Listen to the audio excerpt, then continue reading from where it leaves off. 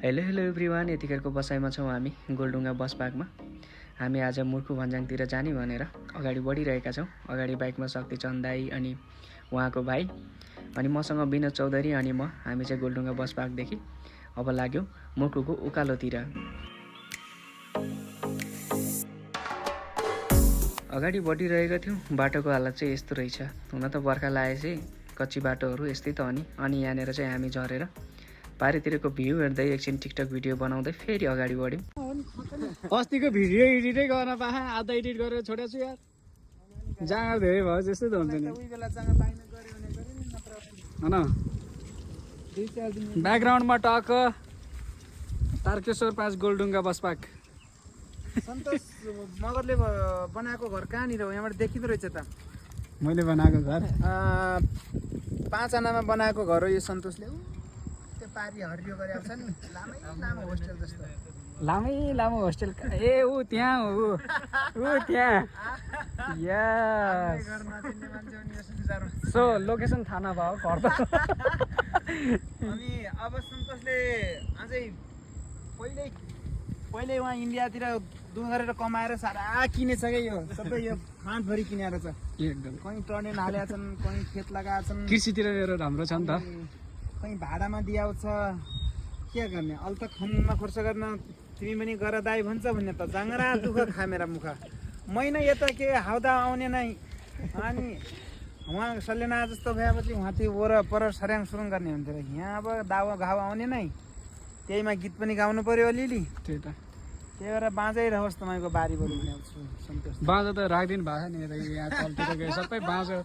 मलाई त्यो चाहिँ बाँझो राखिदिनु भएको रहेछ। यो काँस उम्र्याउँछ फेरि। सल्यानमा हुने काँस यहाँ पनि हुने रहेछ फेरि बिथा त।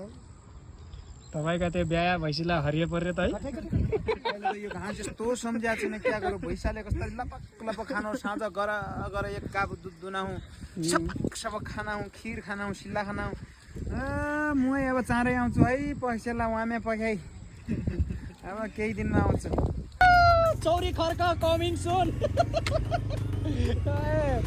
सो यात्रा हाम्रो काठमाडौँदेखि सिधै पोखरा बागलुङ बेनी हुँदै ढोरपाटन हुँदै अनि त्यस पछाडि रुकुम चौरी खर्क हुँदै अनि त्यस पछाडि हामी टक्क कल्याण। सो बाटोको अवस्था यस्तो नाजुक छ। हामी आउँदैछौँ चौरी खर्क। सो अगाडि NS 200 बाटो हुने राइडरै हो क्या हुन्छ। बाइक नि राइडर, चलाउने मान्छे नि राइडरमा टेन्सनै छैन।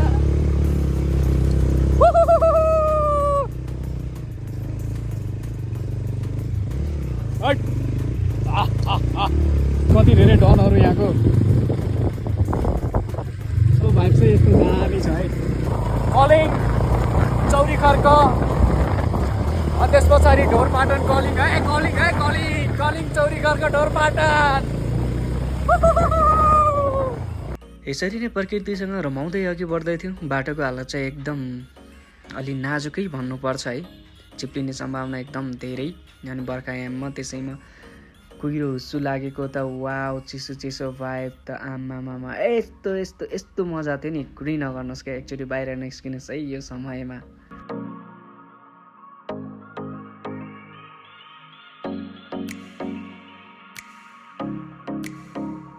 यसरी अगाडि बढ्दै क्रममा लड्दै पर्दै हामी चाहिँ यात्राको अन्तिम पोइन्टमा आइसक्यौँ। यहाँदेखि अगाडि बाटो पनि छैन होला। अनि 5:30 जति भइसकेको थियो अनि गेट पनि बन्द भइसक्यो होला डाँडाको भनेर हामी चाहिँ अब यहाँबाट चाहिँ रिटर्न हुँदैछौँ। सो गाइज होइन, हाम्रो यात्रा त टाढैको लागि थियो, तर भारी वर्षाका कारण बाटोहरू अवरुद्ध भएको कारणले चाहिँ हामी रुकुम चौरी खर्क होइन त्यसो ढोरपाटन हामी पुग्न सकेनौँ। सो हामी बाटोबाटै फर्क्यौँ। सो अर्कोचोटि फेरि हामी ट्राई गर्नेछौँ। के गर्नु अनि अब मैले त जाम भनेको हाम्रो शक्ति दाइले म बाइक चलाउन सक्दिनँ होला भनिसकेपछि अब एक्लै नि के जानु दाइलाई छोडेर। अनि त्यस पछाडि हामी चाहिँ कम ब्याक रिटर्न हुँदैछौँ। अनि फेरि हामी कर्मतल काठमाडौँतिर फर्किँदैछौँ। सो बाटोसाटो खुलेपछि अनि मौसम अलिक सफा भइसकेपछि हामी केही समयपछि फेरि यात्रा गर्नेछौँ। के गर्नु अब यस्तै त। अनि बाटोको हालत यस्तो छ। चिया खाने चिया कि चाय खाने? भन्दा पनि लस्सी पनि पाइन्छ सन्तोषजी। चिसोमा ए लस्सी फेरि भैँसीको लस्सी होइन कोदोको लस्सी मै पाउँछ भन्नु न मै तर सन्तोषिया म 3 चोटि आइसकेँ अब त म आन्न होला लाई होइन म 3 चोटि असफल भएँ तल कुहिरो लाग्यो नजान अनि भनेको थिएँ तपाईँ माथिसम्म त चर्नै हो माथि टुप्पासम्म गइनामा मर्ने भन्नुभयो आइ मोटरसाइकलको सत्यानाश अनि धन्न चिप्लिँदै चिप्लेन आज बाइक पल्ट्यो आएपछि सारा क्षति तैँले गर्नुपर्छ रुकुमतिरको यात्रा हाम्रो समाप्त भयो त्यसो भाइ यही समाप्त भयो परानी जाला जहिले जाला यो कुरा नि उहिले समाप्त होला किन समाप्त होला हामी जाने हो सकेनौँ हामी बाटो अवरुद्ध भएको कारणले माथि जानै सकेनौँ उहाँले गर्दा पनि हामी नगएको खालको उहाँले बाइकै चलाउन सक्नु भएन साले बाइक त मैले नि इन्ची नापेर हिँडाउने मान्छे हो मलाई थाहा छ भयो भयो आउनुहोस् होला भनेर आउनुहोस् मै खुवाउँछु अब यस्तो ठाउँमा बसाएर मै खाने कि मै खाने भन्नु त नमस्ते के छ अनि खबर तपाईँको बा काटेर पछाडिको लुङमा पुगिरहेको छौँ हामी रुकुम हाम्रो त्यहाँ चौरीखर्कसम्मको यात्रा थियो बाटो अवरोधका कारण हामी फर्किसकेका छौँ होइन सो हामीलाई न्युज मिल्यो कि अब अगाडितिर बाटो राम्रो छैन भन्ने कुरा अनि त्यसो गरी स्कुटी गइराख्नु सन्तोषजी होइन तपाईँ उहाँ त अब यति स्थानीय हुनुहुन्छ होला अनि त्यही भएर हामी चाहिँ होइन स्थानीय मान्छे अब घर यतै भएको मान्छेहरू त अलिअलि जानुहुन्छ तर हाम्रो टाढासम्म पनि राम्रै राइडर थियौँ क्या गर्नु अनि अब यस्तै हो कारणवश अब त्यहाँसम्म पुग्न सकिएन सो फर्किनु कि यताबाट फर्किनु चेकिङ पऱ्यो नि किन डराउने हामीसँग लाइसेन्स छ सबै छ बाइक आफ्नै हुन् पर्छ सर त्यहाँ के खान्छ र तिमीले पुग्ने यहाँ तिमीले इनर्जी ड्रिङ्क खाएर पनि हुन्छ चलाउ त चलाउ ए चला यार हेलमेट लगाऊ है तातो नपऱ्यो फेरि ट्राफिक नियम पालना गर त्यही त त्यो सन्तोष नत्र भनेपछि म अगाडि बाइक तेर्साइदिनु म जानै दिन्न शरम हो कि शरम पार्टी तिमी शरम पार्टीको हो हेलमेट लाउने कि नलाउने लाउने निस्किसक्यो आजको यात्रा यस्तै भयो होइन सो अब अर्कोचोटि अर्को यात्रा गरौँला के छ र मरिलानु एक बारको जिन्दगीमा बिस्तारै लामो चिप्लो छ नजोस्यो न साथी यार यस्तो बाटोमा चिप्लो छ होइन यार साथी नजोस्यो यार कसम यार जोस्से होइन है जोस्से होइन हाम्रो शक्ति बोसलाई हामीले पछाडि छोडिसकेका छौँ बाटो चाहिँ एकदम छकै कोही राम्रो कोही नराम्रो मन्दिर आयो भने पुग्नुपर्छ मस्त तरिकाले डनर अघि पनि हिँड्थ्यो अहिले नि मैले 3-4 क्लासदेखि नै गाइरहेको गीतहरू मलाई याद छ रेडियोमा धेरै फोन गर्ने होइन अनि छुट्टै खालको माहौल थियो एकदम 3-4 क्लासदेखि 8 क्लाससम्म त भन्नै सकिँदैन सिर्जना जति आधारभूत विद्यालयलाई त एकदम धेरै मिस हो क्या पुरै के पर्दा मैले यस्तो गीत गाउँथेँ क्या यार साह्रै राम्री नसालु कसो गरे दिलभित्र बसाल्यो